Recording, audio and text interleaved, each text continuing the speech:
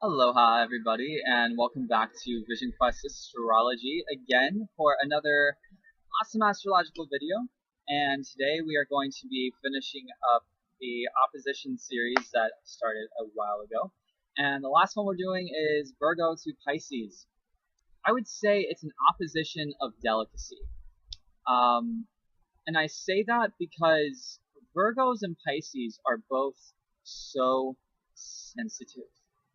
So sensitive. Like, you would not think that Virgo would be, being an earth sign, but because it's mutable and it is a feminine sign, there's a lot of sensitivity that comes along with that. And then Pisces is mutable water. It is watery water. It's as watery as water gets. I mean, talk about these empathic sponges of absorption, of just taking everything in and on.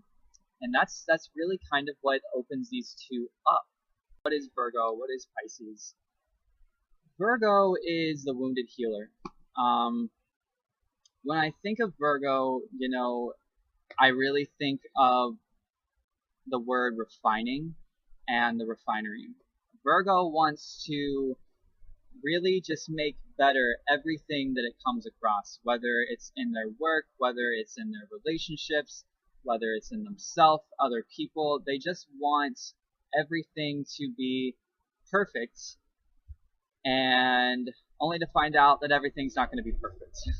So Virgo is kind of like this mind that's on warp speed, just taking in so much, and just churning it out. And because of this, they really get involved in daily routine and work and cycles. They like to stay in a cycle and in a flow of knowing what to do, what's expected of them, and how they're going to go about doing that and making sure that they deliver that. Because they know that if they're not doing it, that oftentimes no one else is going to get it done, and it's not going to get done. And that's like a Virgo's worst nightmare, is stuff not getting done. They just want things to be done, and they want it to be done right.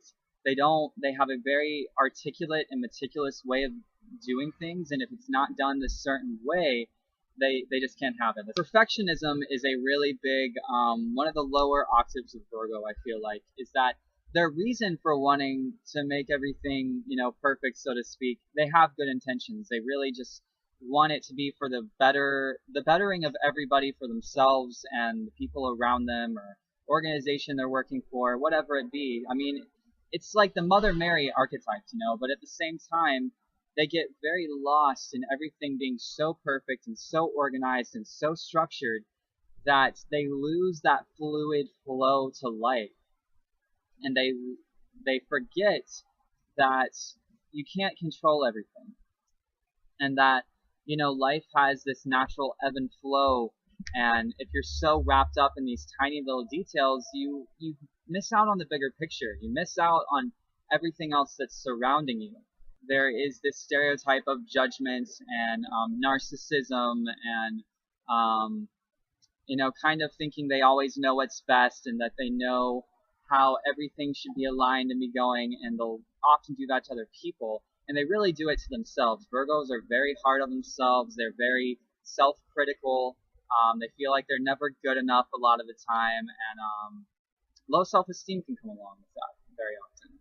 Then we have Pisces on the other hand, and Pisces is like Virgo in the sense that Pisces is the healer. Pisces is this universal love healer that is just blending with everybody else. They are the two fish swimming in opposite directions, and they just dissolve into the moment. Fluidity and dissolvability and that mutable water mode and element gives them the ability to relate from people of all walks of life and to incorporate a little something of all of the 12 signs. Being the last sign, they can pull off of, they can be whatever they want to be in any given moment to, kind of suit your needs and suit their needs, and it can be really quite beautiful. And I think of a rainbow when I think of Pisces, because it's all these different colors and you just never know what you're going to get. And there's a lot of love that comes along with that, and understanding and empathy, and understanding, where they're going to be there for you, they're going to listen to you, and they're going to try and understand the very best that they can. because of this, you know, one of the more downsides, Pisces is very easy to be taken advantage of because they don't always have boundaries. Sometimes where Virgo has too many boundaries, Pisces doesn't always have enough. Being Neptune ruled, and there's so much water going on, water has a way of clouding things and making it delusional. And when I say delusional, things don't always make a lot of sense in their head. And a lot of things can sometimes get blurry and confused, and kind of wear these rose-colored glasses going through life, and say they could be interacting with this person that's very bad and just taking advantage of them, and everyone around them telling you, hey, like this person's no good, but they don't see it because they just have so much love in their heart. And they're like, oh, what could this person do to me? I'm helping them, they're helping me. You know, what bad could come out of this? But then, you know, shit goes down, and the Pisces gets taken advantage of. These are the old souls of the zodiac. They come with so much wisdom and so much knowledge from these other worlds. It's like they're tapped into this other realm that we just don't always, I mean, we have access to here on the earth, but other people just don't quite get it or understand it. But Pisces lives in that world. They live in that world of imagination and dreamery, and it's so easy for them to access that dream state even in the living. Now, where things bump up a little bit is that I really see Virgo as the reality and Pisces as the dream. And where these two will kind of clash heads is that the thing is, they both can actually be very anal signs. Pisces can, you know, when they're operating in the lower octave, be very anal about having kind of this life of this kind of imaginatory escapism type mess that they live in a lot of the times. And Virgo comes in and kind of wants to structure it and bring order to it, because Virgo has a really hard time living in chaos.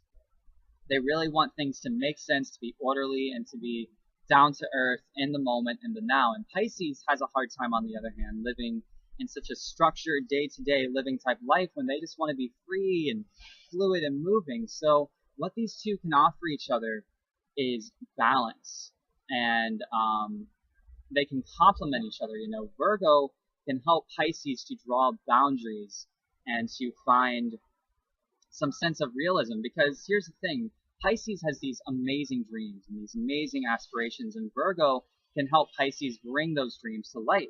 And then on the other hand, you know, Virgo has a lot of these dreams, but they're too grounded and stuck in the earth and rooted to really go and do anything with it. So Pisces can help Virgo to kind of loosen the tension a little bit, get uprooted, and to smother them in some water, let them swim and flow and go with that ebb of the natural fluidity that is life that Pisces can offer them with. And when this happens, there's a really beautiful and synchronistic opposition that happens, and these two realize once they get past kind of the differences that they actually have the same thing in common. They're both mutable, they both know how to kind of dissolve and shapeshift when need be. That's one awesome thing about the mutable signs. They just forget sometimes that they're like so complementary, and that they really are the two puzzle pieces that fit together.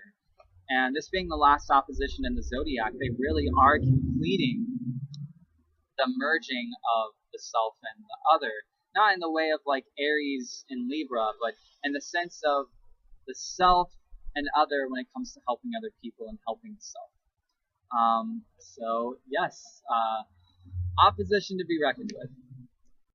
Oh my god, my house needs to be clean, my car needs to be fixed, I have so many things to do at work, I'm just, oh gosh, and then I promised Bob that I was going to come over and do a Reiki session for him, and I'm just so stressed, I just don't know what to do, I'm just so stressed, gotta keep going, have to keep going. Man, just mellow out, can we just sit here on the bed all day and just not get up? Why do we have to go to work? Can't we just smoke a joint and sit here and be hippies forever and just love each other, man? So a little bit biased, of course, with those, but that's the Virgo and the Pisces for you. like I said, it's my favorite opposition, and there's really a lot these two can learn from each other. So, yes, you guys, this is the end of the opposition series. Finally, it's been so much fun doing these. And, yeah, next up I have a lot of other things coming video-wise. So, email me at my email address and the link below in the description bar if you would like a discounted chart reading. And, until then, I will see y'all soon. Happy transiting, everybody.